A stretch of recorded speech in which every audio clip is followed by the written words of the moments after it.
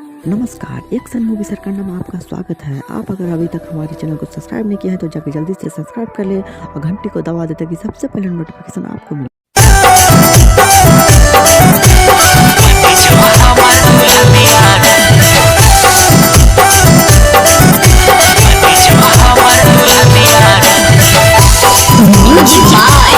नीरज बाबा recording studio Dumka.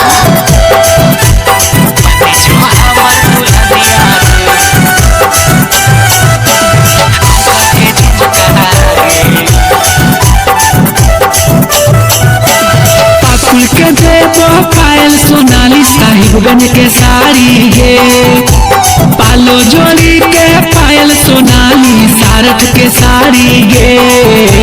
बनी जो हमर दुल्हनिया देव झुमका के झुमका गे, बनी जो हमर कन्या देव झुमका के झुमका गे।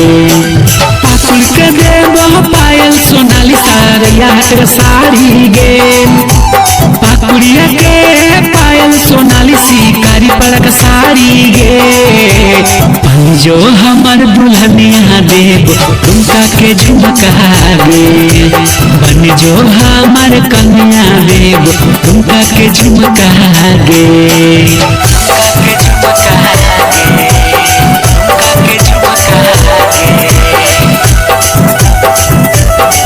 आप सुन रहे हैं सिंगर नीरज बाबा को।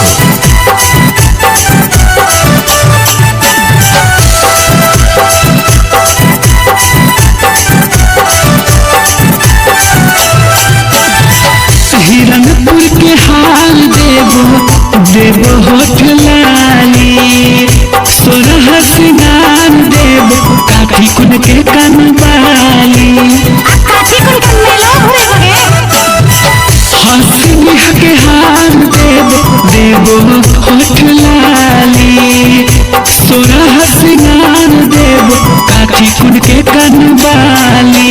बोरियो के देवो बोरिलिन सोनाली मुनि हाटक न दुनिया गे, बारा पलासी के बोरिलिन सोनाली मुनि हाटक न दुनिया गे। बनी जो हमर दुल्हनिया देव झुमका के झुमका गे, बनी जो हमर कन्या देव झुमका के झुमका गे।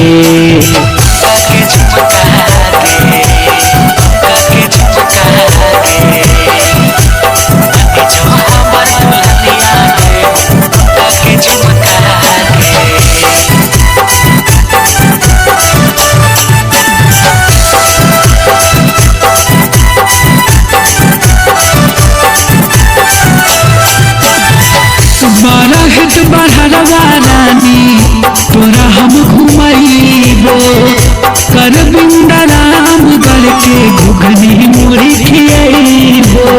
पाना मरचा मुरैयो खियाओगे। लिट्टी पाड़ा हमरा पाड़ा तोरा हम घुमैबो, रोहला गरम कैला छतर के घुघनी मुड़ी खियैबो। सहर गरम के साली बनैबो गनपुरा के गोरी गे, फूल झंझरी के फेयर लवली देव तोरा छोरी गे। बन जो हमर कन्या देव झुमका के झुमका गे, बन जो हमर दुल्हनिया देव झुमका के झुमका गे।